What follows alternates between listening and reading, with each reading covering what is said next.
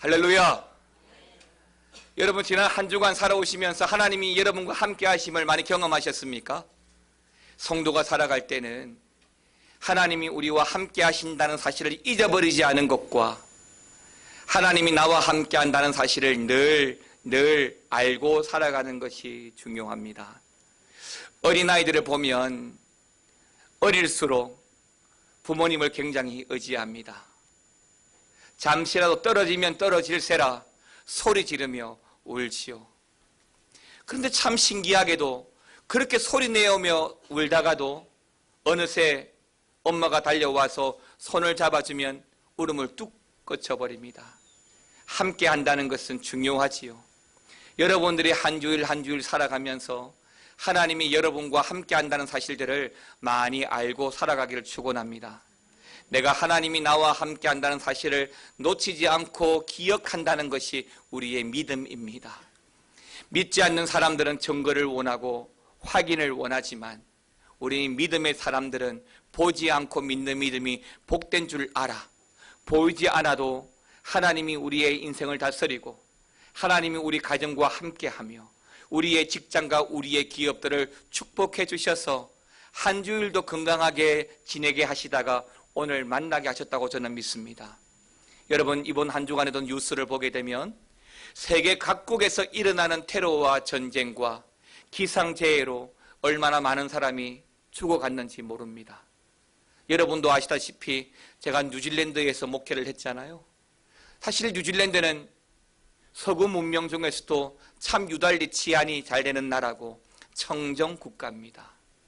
그런데 그 나라에서 테러가 일어나서 50여 명이 사망하고 또 50여 명이 중상으로 병원에 입원해 있죠.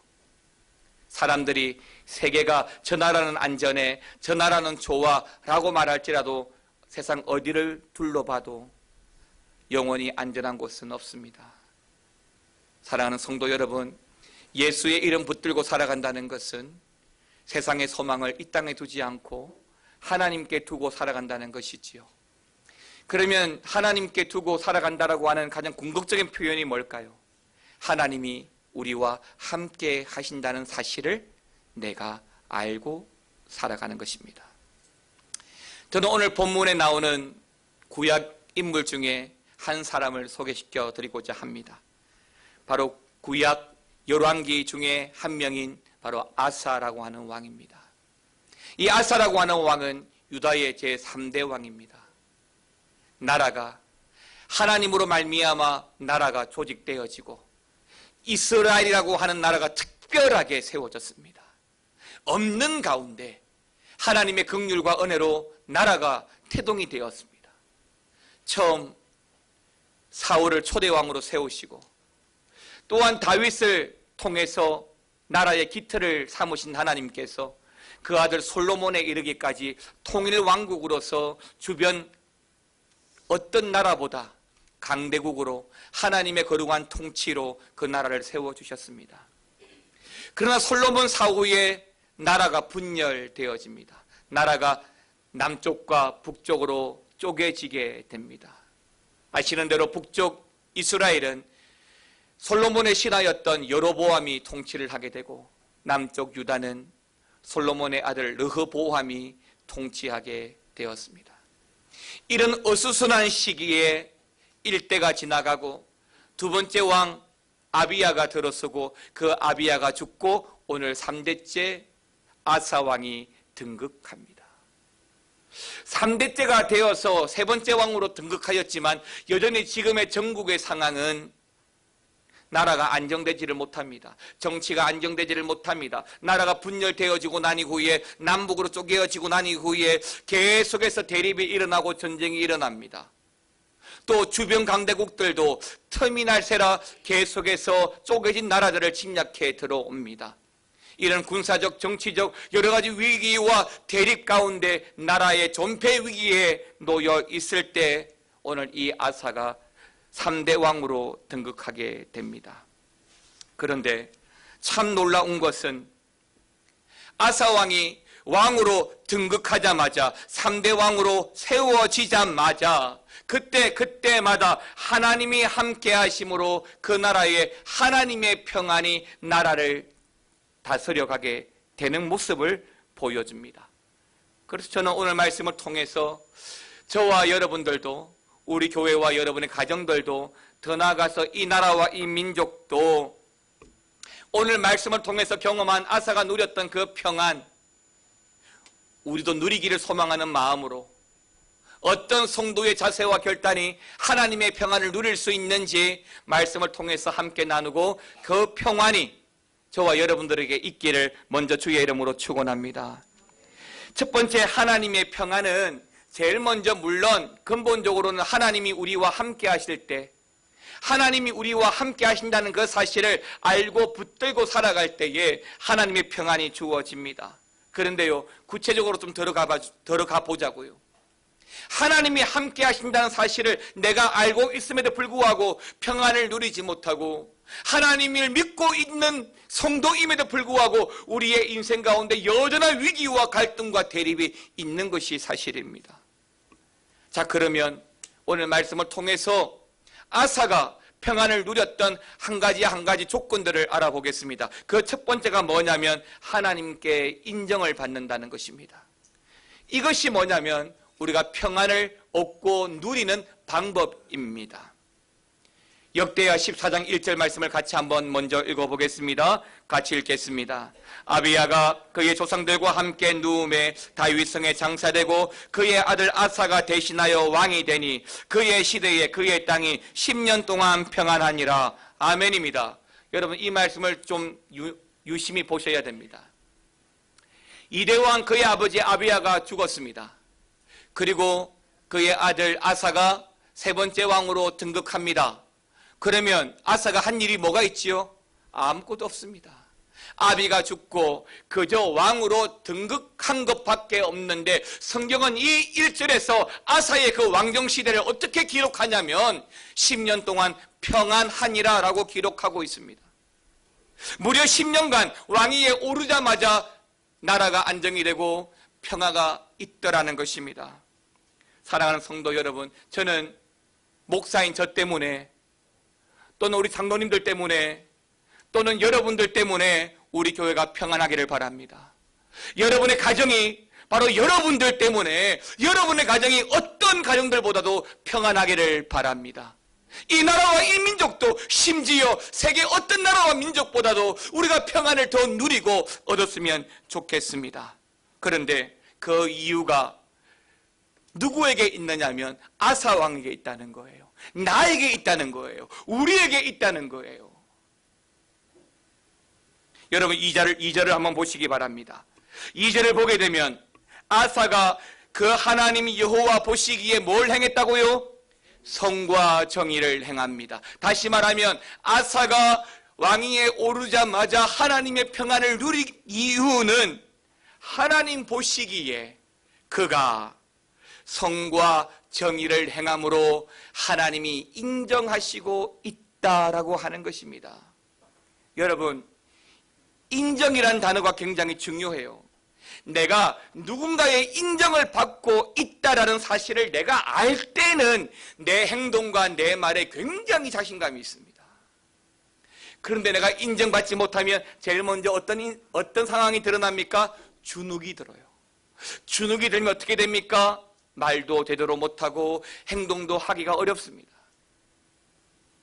아사가 왕위에 오르자마자 성과 정의를 행했기 때문에 하나님께서 그를 인정하십니다. 여러분, 사람이 인생을 살아가면서 내 주변 사람이 나를 어떻게 바라보는지 굉장히 중요합니다. 그런데요, 너무 주변 사람들이 나를 어떻게 보는가를 너무 의식하게 살아가는 것은 나를 주눅들게 할 위험이 굉장히 많습니다. 제가 외국에 살아보면서 가장 큰 유익이 뭐냐면 한 가지가 있습니다. 외국에 살아보니까 외국 사람들은 다른 사람들의 시선을 생각지 않아요.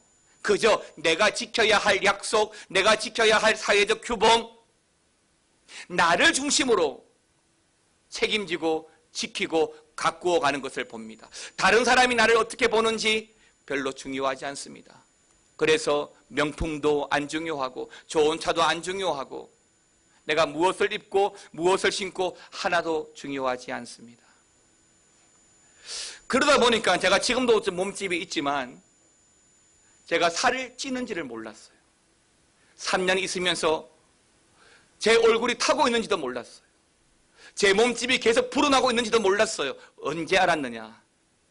비행기 타고 한국 공항에 딱 내리니까 한국 사람들을 보면서 그제서야 나를 보게 되었습니다. 그제서야 한국 사람들이 나를 어떻게 보는지 의식이 되더라고요.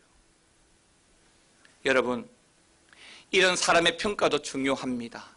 하지만 성도는 하나님의 평가가 가장 중요한 줄 믿습니다.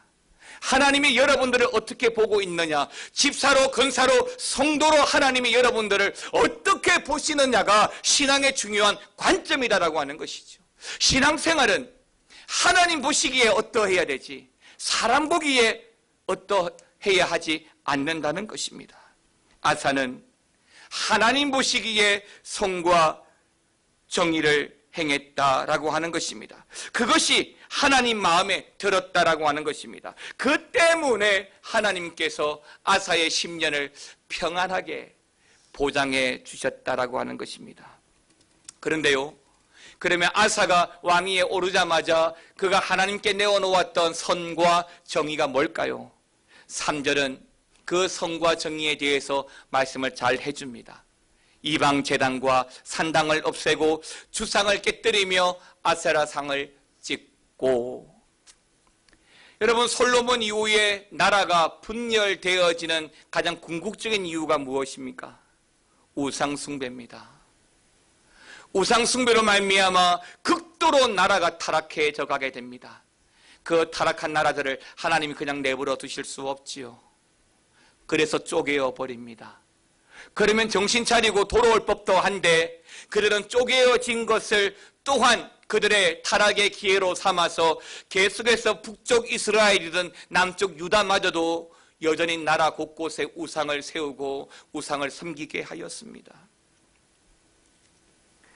예, 오늘 아사가 등극했습니다. 그의 할아버지 르호보암이 산당을 세웠습니다. 그리고 그의 아버지 아비야가 전국에 그 산당과 우상을 전파했습니다.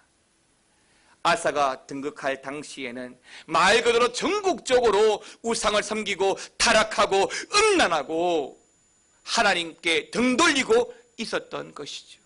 분명히 하나님이 택한 나라고 하나님이 세운 사람임에도 불구하고 그 나라와 그 민족이 하나님을 떠나 있었던 것입니다. 그런데 3절 말씀에 그가 왕위에 오르자마자 하나님께 인정받았던 게 뭐라고요? 전국에 있는 제단과 산당과 주상과 아세라상을 다 찍어버립니다. 여러분, 이게 쉬운 일일까요? 여러분, 얼마나 어려운 일인지 우리는 알아야 합니다. 지금도 우리나라 국회에 보게 되면 한 가지 안건, 한 안건을 통과하기 위해서 이 당, 저 당, 여러 당들이 대립하고 서로의 이권에 따라서 이것이 옳음에도 불구하고 만들어내지 못하고 법안을 만들어내지 못하고 통과시키지 못하는 일들이 얼마나 많은지 아십니까? 이렇게 하면 이쪽 사람들이 힘들고 이렇게 하면 저쪽 사람들이 힘들고 머리에 빨간띠 띠면서 서로의 이익을 위해서 데모합니다.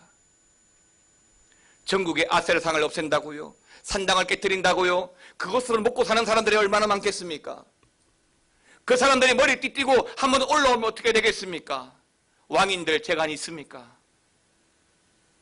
성경에 기록하고 있지 않지만 수많은 소용돌이와 위기와 대립들이 지금 아사가 한 이 행동들 때문에 일어났을 겁니다. 그런데요, 이 3절의 말씀을 다시 한번 보십시오. 구구절절 설명하는 구절이 없습니다. 간단, 명료, 단호합니다. 없애고 깨뜨리고 찢고. 이것은 이 아사 왕의 영적 결단을 의미합니다. 사랑하는 성도 여러분, 우리는 하나님을 믿는 사람들입니다. 세상 사람들은 우리를 예수쟁이라고 말합니다. 우리는 몰라도 세상 사람들이 바라보는 예수쟁이의 틀은 있습니다. 어떻게 살아가야 되는지 그 틀이 있단 말이에요. 이 틀 안에 우리가 들어가져 있지 않을 때는 여지없이 세상은 우리를 공격하고 우리를 침노합니다. 그 틀이 뭘까요? 사랑하는 성도 여러분, 하나님께 인정받고 살아가는 것이 중요합니다. 어떻게요? 내가 가지고 있는 우상을 깨뜨려야 합니다. 하나님이 싫어하시는 것을 여전히 가지고 있으면서 하나님의 평안과 복을 받을 수 없습니다. 제약된 요소를 가지고 있으면서 하나님이 원하시는 인생을 살지 않으면서 하나님께서 허락하시는 평안을 누릴 수 없습니다. 이것이 제약된 것이라고 한다면 끊어내어 버려야지요. 길이 아니면 가지 말아야 되지요. 하나님이 원하시면 하지 말아야 되지요. 무엇이든지 고칠 것이 있으면 고치고 버릴 것이 있으면 버리는 은혜가 저와 여러분에게 먼저 있기를 주의 이름으로 축원합니다. 그래야 가정이 평안해집니다. 그래야 교회가 평안해집니다. 전에도 한 말씀 드렸지만 제가 인천에 있는 교회를 섬길 때에 새로 등록한 교인 중에 한 분이 전직이 무당이었습니다. 무당인데 예수를 영접하고 교회를 나왔습니다. 그런데 거기는 구역장인데 그 구역장님이 저한테 오셔서 목사님, 이분이 신앙생활 좀 하고 있는데 집안에 고달돼 있는 그런 무기들이 여전히 있다고 하는데 겁이 나서 못 치우겠다고 합니다. 어떻게 할까요? 너무 이쁘잖아요. 어떻게 하군요. 다 버리고 깨뜨리고 찢어버리고 태워버려야죠. 우리 권사님도 그러더라고요. 목사님, 저도 무서워요. 갑시다. 그게 뭐 어렵다고. 다 찢어버리고 태워버리고 교회 쓸만한 거 있으면 가져오고. 그분이 고맙더라고요. 맞습니다. 아닌 것은 버려야 되고요. 찢어버려야 되고요. 던져버려야 됩니다. 뭔가를 가지고 있으면 언젠가는 그 뭔가 때문에 내 신앙에 심각한 위기를 맞습니다. 결단이라고 하는 것은 잘라내는 것입니다. 영적 결단이 하나님께 인정받는 겁니다. 신앙생활 하는 데 있어서 첫 번째의 단계는 내 삶을 끊어내어 버리는 겁니다. 세상과의 삶을 끊어내어져 버리는 것입니다. 하나님이 아닌 다른 것을 끊어내어 버리는 것입니다. 내가 가장 귀하게 여기는 것, 심지어 가장 아까워하는 것도 우상이 될 수 있습니다. 하나님보다 앞서 있는 것, 하나님보다 더 좋아하는 그 모든 것이 우상이 될 수가 있습니다. 하나님이 내 마음속 깊은 곳까지는 모르실 것 같지만 다 압니다. 4절을 한번 보시기 바랍니다. 4절을 같이 한번 읽겠습니다. 시작. 유다 사람에게 명하여 그 조상들의 하나님 여호와를 찾게 하며 그의 율법과 명령을 행하게 맞습니다. 이제 결단과 더불어서 아사 왕이 또 하나님께 인정받는 것은 자신만 결단하는 것이 아닙니다. 내 가족, 내 주위 사람들에게도 여호와를 찾게 합니다. 그래야 합니다. 나만 예수 믿고 잘 되는 것이 축복이 아닙니다. 나만 예수 믿고 잘 되는 것이 복음이 아닙니다. 함께 복음을 전하고 내 가족, 사랑하는 내 자녀들, 내 남편, 내 가족들 예수 믿도록 해야 합니다. 유다의 모든 성읍에서 각종 우상과 산당들을 제거할 때에 그때 그 나라가 하나님 앞에서 평안함을 얻었다라고 했습니다. 평안을 만들어가는 것이 아닙니다. 하나님이 주시는 것입니다. 내가 수고하고 내가 아무리 노력해도 하나님이 허락하지 않으면 다 헛수고 헛살하고 시편 127편은 말합니다. 믿음으로 결단하여서 하나님께 인정받는 저와 여러분 되시기를 축원합니다. 두 번째는 하나님이 주시는 그 평안은 우리를 더욱 견고하게 만들어 갑니다. 본문 6절 말씀 같이 한번 읽어보겠습니다. 6절입니다. 시작. 여호와께서 아사에게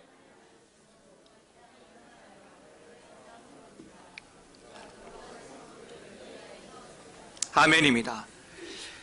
신기하게도 그 평안을 하나님께서 주셨습니다. 하나님께서 아사가 왕위로 등극하자마자 그냥 평안을 주셨습니다. 그랬더니 그 땅이 뭐하여? 평안하여 라고 성경은 말합니다. 하나님이 평안을 주실 때 평안합니다. 하나님이 우리 가정을 평안하게 해주시면 평안해집니다. 여러분, 그런데 하나님 주신 그 평안이 평안으로 끝나는 것이 아니라 진짜 복음의 힘은 하나님의 그 평안이 우리 가정을 더 견고하게 만들어 간다는 거예요. 하나님의 평안이 우리 교회를 더 견고하게 만들어 갑니다. 이것이 하나님의 평안입니다. 세상의 평안은 주어져도 또 잃어버리고 주어져도 또 잊어버리잖아요. 하나님의 평안은 점점 더 견고하게 만들어가는 특징이 있습니다. 제가 구약의 영적 사이클이라고 말하는 것이 있습니다. 영적 사이클. 이 구약에 나오는 이스라엘 백성들을 보면 참 이해가 안 됩니다. 너무 단순하게 살아갔어요. 그게 무슨 말이냐면 구약의 백성들이 하나님 주시는 평안으로 살았습니다. 불기둥 구름기둥으로 때로는 만나와 메추라기를 통해서 먹여주시고 입혀주시고 가야 할 길 가게 하시고 열어주셔서 약속의 땅 가나안까지 정착하고 하나님의 택함과 하나님의 기름 부음으로 그 민족이 존재하고 지금껏 살아왔습니다. 하나님의 평안이지요. 그런데 이 평안이 지속되니까 더 평안이 견고해져 가야 되는데 이 평안이 지속되니까 영적 매너리즘에 빠집니다. 그래서 또 우상을 섬기고 죄로 말미암아 타락하고 범죄합니다. 그랬더니 하나님이 내버려둬요? 범죄하고 타락하는데 내버려둬요? 여러분들은 여러분 자녀들이 범죄하고 타락하면 내버려둡니까? 내버려두지 않지요. 하나님이 징계하고 진노하십니다. 그런데 백성들이 가만히 보니까 하나님의 그 징계와 진노를 감당할 수 없거든요. 결국 그 진노와 징계 때문에 어떻게 해요?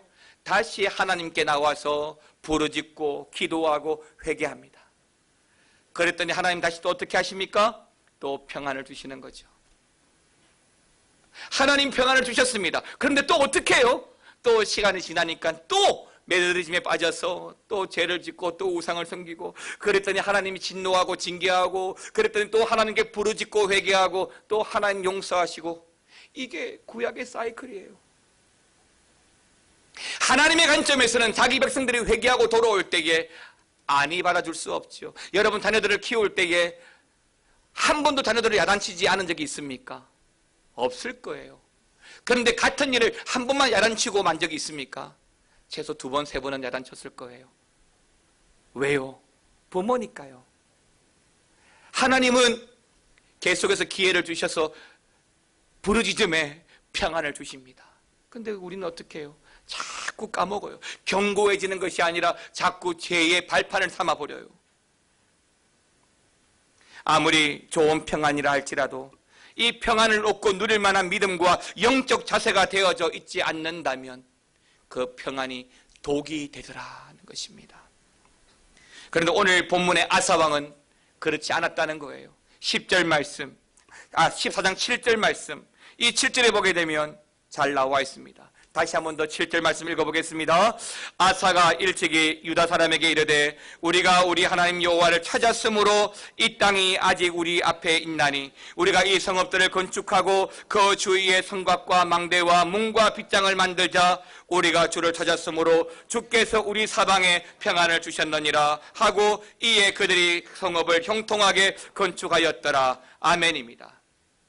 우리가 주를 찾았더라. 우리가 주를 찾을 때에 주님께서 사방에 평안을 주십니다. 그 사방에 주어진 하나님의 평안이 우리 성읍을 어떻게 하게 한다고요?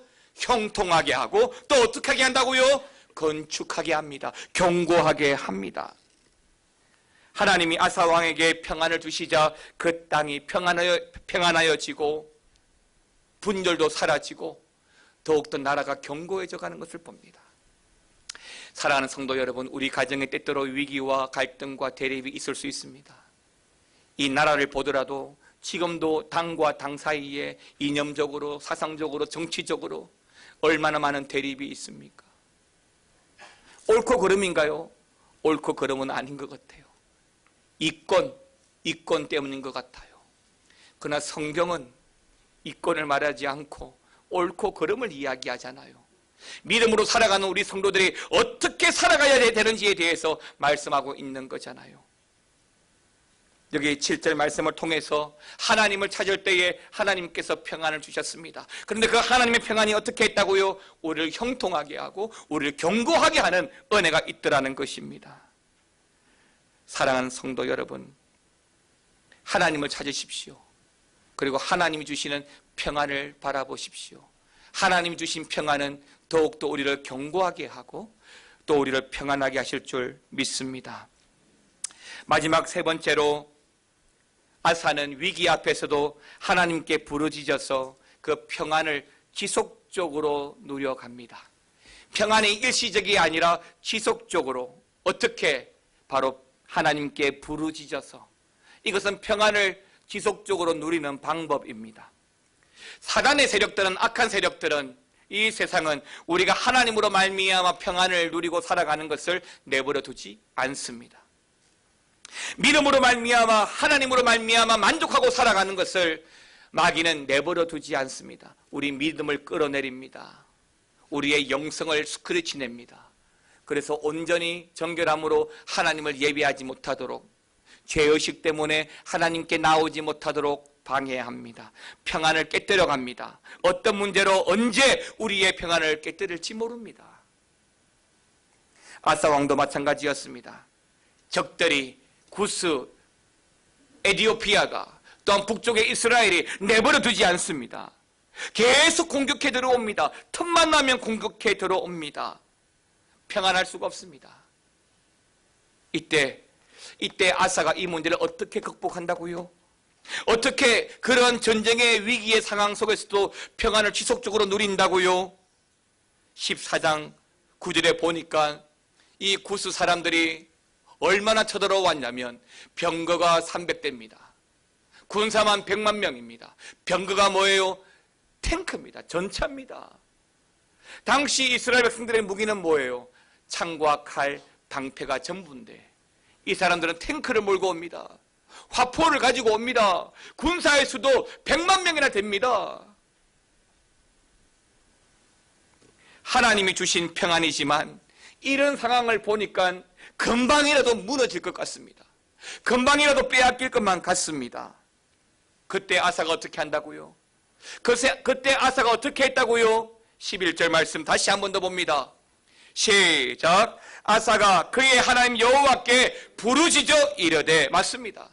아사가 그의 하나님 여호와께 부르짖어 이릅니다. 사랑하는 성도 여러분, 기도하지 않고 하나님 역사를 이루어갈 수 없습니다.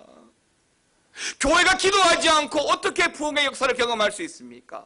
가정이 기도하지 않는데 어떻게 평안할 수 있습니까? 내 자녀의 문제, 직장의 문제, 사업의 문제, 그 어떤 문제라도 기도하지 않고 하나님의 역사가 일어날 수 있습니까? 아니, 그 하나님의 역사가 지속적으로 일어나기를 소망하십니까? 그러면 기도하십시오. 부르짖어 이르되 여호와여, 힘이 강한 자와 약한 자 사이에 누구밖에 없다고요? 주밖에 없사오니. 도와줄 이가 주밖에 없사오니 우리 하나님 여호와여, 우리를 도우소서. 우리가 주를 의지하며 주의 이름을 의탁하옵고 이 많은 무리를, 100만 명이나 되는 이 무리를 우리가 먼저 치러 왔나이다. 여호와여, 주는 우리 하나님이시오니 원하건대 사람이 주를 이기지 못하게 하옵소서. 할렐루야. 여러분, 이 11절의 말씀이 뭐 같아요? 아사의 뭐 같아요? 기도예요. 기도. 주밖에 도와줄 이가 없사오니 사람이 주를 이기지 못하게 하옵소서.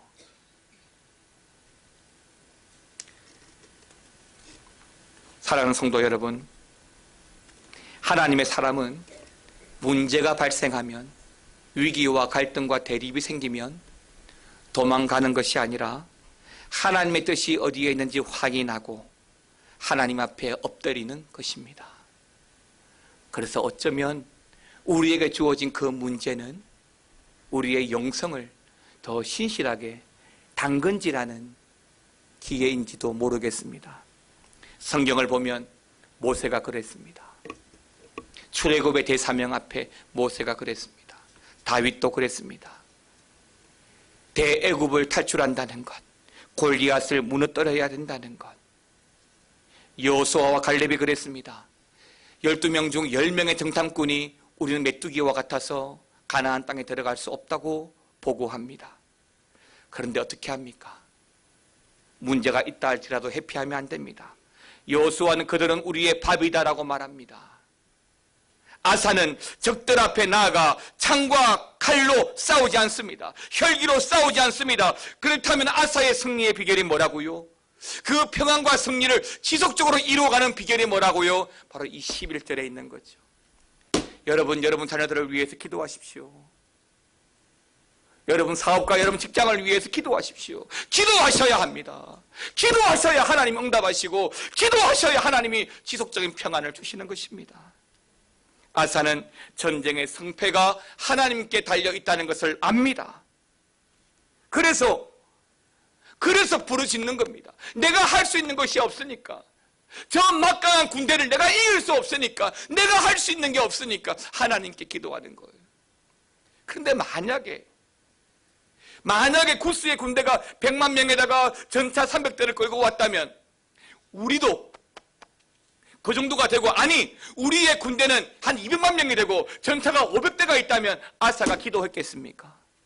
안 했을 거예요. 안 했다고 봅니다. 부족하고 모자라니까 주밖에 도와줄 이가 없사오니 사람이 주를 이기지 못하게 하옵소서라고 기도하는 것이죠. 그리 보면 모자라는 것도 하나님의 은혜죠. 사랑하는 성도 여러분, 하나님이 하십니다. 우리가 하나님께 하면, 하나님과 함께 하면 하나님의 승리를 경험할 수 있습니다. 하나님이 우리와 함께 하실 때에 믿음의 역사가 일어납니다. 하나님이 우리와 함께 하실 때에 하나님의 평안과 하나님의 승리를 누릴 수 있습니다. 사랑하는 성도 여러분, 하나님이 우리와 함께 하십니다. 그 하나님으로 말미암아 여러분, 하나님이 주시는 평안을 얻고 누리면서 세상 앞에 당당하게 살아가는 저와 여러분 되시기를 주의 이름으로 축원합니다. 함께 찬양을